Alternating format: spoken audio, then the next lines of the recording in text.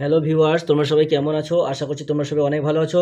আজকে আমি তোমাদেরকে আমার গণিত পঞ্চম শ্রেণীর 126 এবং 187 দুটো পৃষ্ঠে সুন্দর করে বুঝিয়ে সমাধান করে দেখাবো। তোমরা ভিডিওটা প্রথম থেকে শেষ পর্যন্ত মন দিয়ে দেখো, ঠিক আছে?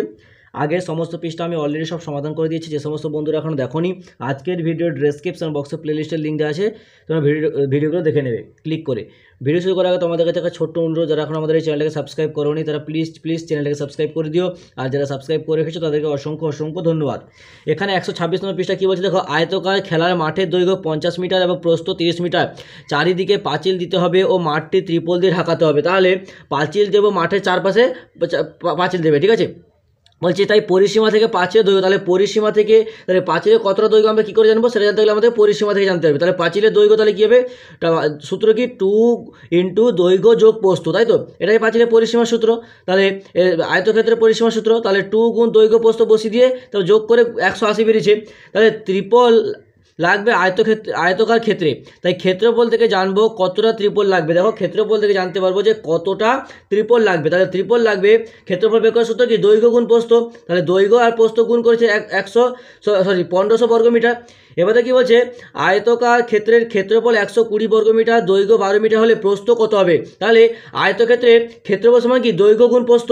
তাহলে এখানে দৈর্ঘ্য গুণ প্রস্থ, তাহলে আমরা এখানে কি বের করতে বলছি? প্রস্থ বের করতে বলছি। তাহলে আমরা কি এখানে বর্গমিটার বলেছে মানে কি ক্ষেত্র, তাহলে ক্ষেত্রফল বসিয়ে দেবো আর দৈর্ঘ্য 12 বসিয়ে দেবো, সেখান থেকে প্রস্থ বের করতে পারবো।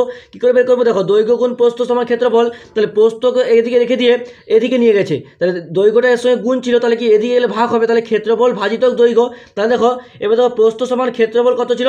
120 বর্গমিটার, তাহলে 120 বর্গমিটার ভাজিত 12 মিটার, ভাগ করলে কত হয়? 10 মিটার। তাহলে আর দৈর্ঘ্য পেতে ক্ষেত্রফল প্রস্থ দিয়ে ভাগ করে যাবো। আবার দেখো দৈর্ঘ্য কী করে পাবো? ক্ষেত্রফল ভাজিত প্রস্থ, মানে দেখো দৈর্ঘ্য গুণ প্রস্থ সমান ক্ষেত্রফল, তার যেটা বের করতে বলবে সেটাকে রেখে দিয়ে বা অপরটাকে সমান চিহ্ন ওদিকে নিয়ে যাবো। ওদিকে নিয়ে গেলে কি গুণটা ভাগ হয়ে যায়, তাই তো? চিহ্ন চেঞ্জ হয়ে যায়, তাহলে ওদিকে ভাগ হয়ে যাবে। এবার দেখো পরেরটা কি বলছে, দৈর্ঘ্য প্রস্থ বলে দিচ্ছে, ক্ষেত্রফল বের করতে বলছে। তাহলে এটা আমরা ইজিভাবে করতে পারবো।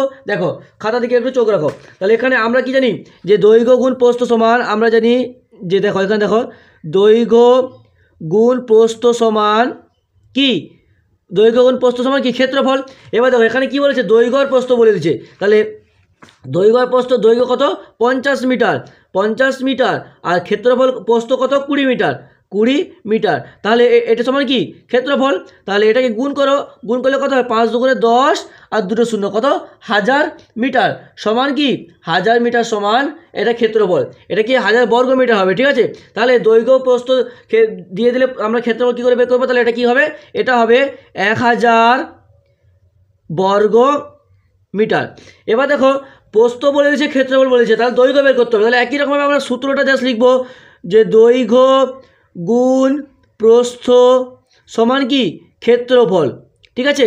তাহলে এখানে কি দৈর্ঘ্য জানতে চেয়েছে, তাহলে দৈর্ঘ্য সমান কি?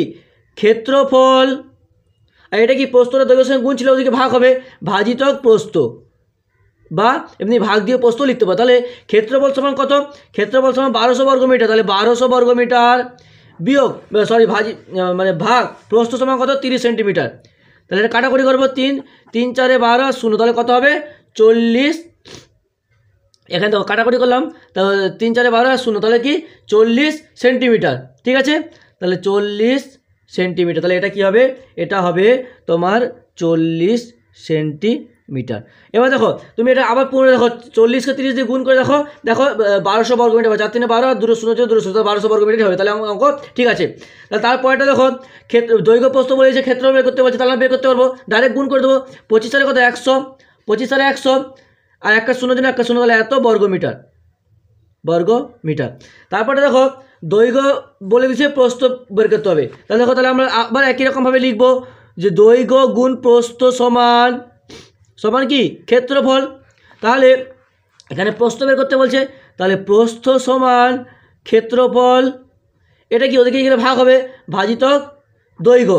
তাহলে ক্ষেত্রফলটা সমান কত? ক্ষেত্রফল হচ্ছে 1260 বর্গমিটার, আর দৈর্ঘ্য কত? দৈর্ঘ্য 60 মিটার। তাহলে কাটাকুটি করো, 6 শূন্য শূন্য কেটে গেল।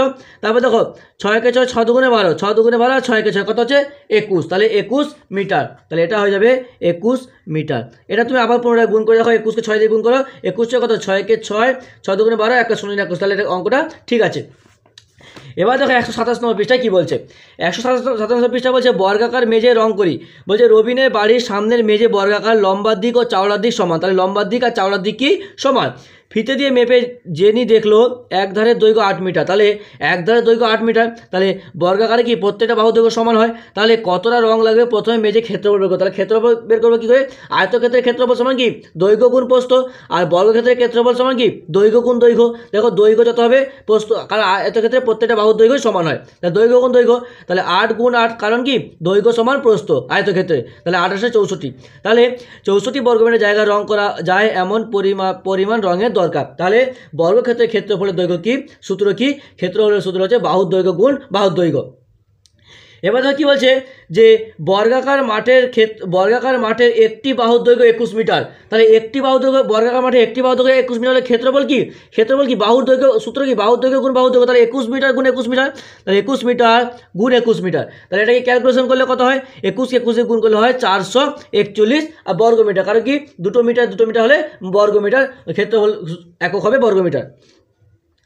এবার দেখো 2 কী বলছে, বর্গাকার জমির ক্ষেত্রফল 100 বর্গমিটার, একটি বাহুর দৈর্ঘ্য কী হবে দেখি। তাহলে ক্ষেত্রফল কি 100 বর্গমিটার। তাহলে ক্ষেত্রফল যখন 100 বর্গমিটার বলে দিচ্ছে, তাহলে আমরা কি ক্ষেত্রফল সময় কী জানি, বাহুর দৈর্ঘ্য গুণ বাহুর দৈর্ঘ্য। তাহলে 100কে দেখো ভেঙেছে, কী করে ভেঙেছে, একদিকে 2, একদিকে 50, আর 50কে 25 গুণে 50, আর 25কে 5 × 5 = 25। তাহলে এখানে দেখো বাহুর দৈর্ঘ্য মানে কি দুটো বাহুর দৈর্ঘ্য আমাদেরকে সমান করতে হবে। তাহলে এখানে দেখো বাংলা কত হয়, 2, এখানে দেখো 2 গুণ 2 গুণ 5 গুণ 5, তাহলে 10। তাহলে দেখো একটা 5 একটা 2 নিলে 10 হয়, একটা 5 একটা 2 নিলে কত 10, তাহলে 10 10 কত হয় 100 হয়। তাহলে বাহুর দৈর্ঘ্য ক্ষেত্রফল হবে, একটি বাহুর দৈর্ঘ্য হবে 10 মিটার। বুঝতে পেরেছো, কারণ দুটোই সমান হতে হবে, তখন তো ক্ষেত্রফল বের করতে পারবো, তাই না, কারণ বর্গক্ষেত্রে কি প্রত্যেকটা বাহুর দৈর্ঘ্যই সমান হয়। তাহলে একটি বাহুর দৈর্ঘ্য 10 মিটার আর বর্গাকার জমির একটি বাহু 10 মিটার লম্বা। বুঝতে পেরেছো, তাহলে হয়ে গেল। তাহলে আজকে এতটা থাক, পরের দিন আমরা পরের যে পেজটা আছে সেটা সমাধান করবো। ভিডিওটাকে লাইক করে তোমার অন্যান্য বন্ধুদের মধ্যে শেয়ার করে দিও প্লিজ।